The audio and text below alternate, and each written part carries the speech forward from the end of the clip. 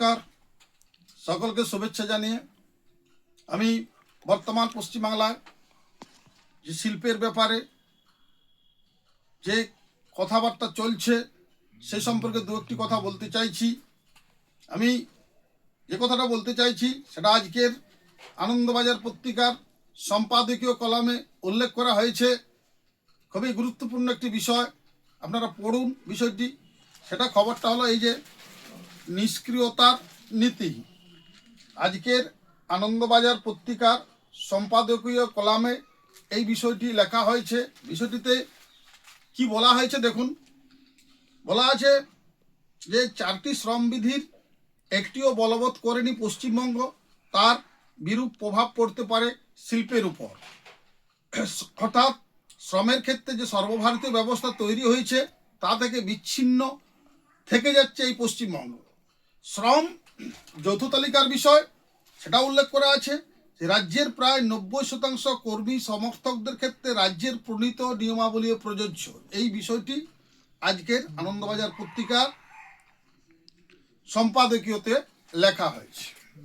আমরা পশ্চিমবাংলার যে শিল্পের অবস্থা দেখছি, এখানে কোনো কলকারখানা নেই। কেন নেই?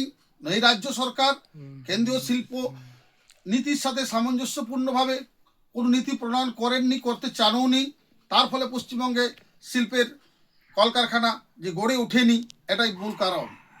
এদের কলকারখানা খুলতে আগ্রহ নেই।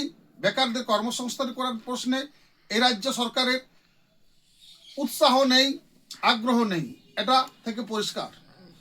আমরা ভারতবর্ষের যেখানে অন্যান্য রাজ্যগুলো গুজরাট, মহারাষ্ট্র, হরিয়ানা সহ বর্তমানে বিহার, ঝাড়খণ্ডেও যেখানে শিল্প কলকারখানা উন্নয়ন হয়ে বেকারদের সামনে কর্মসংস্থানের সুযোগ আসছে, সেখানে পশ্চিমবাংলার শিক্ষিত বেকাররা এখানে স্বাধীনতার পর কংগ্রেস, সিপিএম এবং তৃণমূলের শিল্পনীতির ব্যর্থ শিল্পনীতির জন্য এখানে আমাদের ছেলেমেয়েরা কাজ পাচ্ছেন না।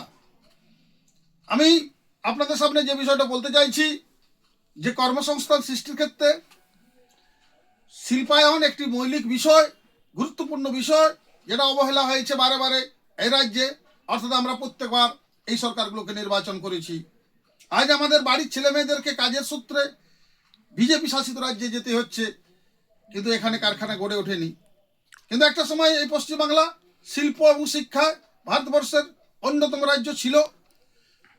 এদের শিল্প বিরোধী নীতি, শ্রমিক স্বার্থ বিরোধী নীতির জন্য বর্তমানে কলকারখানা বন্ধ হয়ে গেছে। শিল্পপতি তারা অন্য রাজ্যে পাড়ি দিয়েছেন। আমাদের ছেলে মেয়েদেরকে কাজের সন্ধানও সেখানে যেতে হচ্ছে। আমরা পশ্চিমবাংলার শিক্ষিত বুদ্ধিজীবী সাধারণ মানুষের কাছে আমাদের অনুরোধ, এই পশ্চিমবাংলা শিল্পায়ন গড়ে তুলতে গেলে শিল্পবান্ধব সরকার চাই।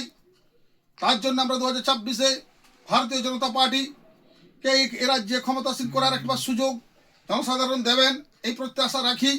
বিজেপি যেখানে রাজত্ব করেছে সেখানে কলকারখানা, শিল্প, কর্মসংস্থান যে উন্নয়ন করেছে, এটা শুধু কথার কথা নয়, আপনারা দেখতে পাবেন, তথ্য তাই বলছে। তাই পশ্চিমবাংলার ছাত্র যুবদের, বেকারদের ভবিষ্যতের কথা চিন্তা ভাবনা করে আমি 2024-এর যে নির্বাচন, সেই নির্বাচনে আপামার জনসাধারণের কাছে অনুরোধ, ডবল ইঞ্জিনের সরকার, শিল্পবান্ধব সরকার, কর্মসংস্থানমুখী সরকার জন্য বিজেপিকে ভোট দেবেন। বিজেপি বিভাজনের রাজনীতি করেনি, বিজেপি তোষণের রাজনীতি করেনি।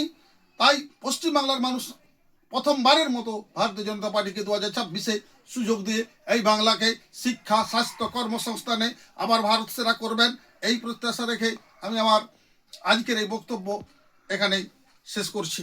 নমস্কার।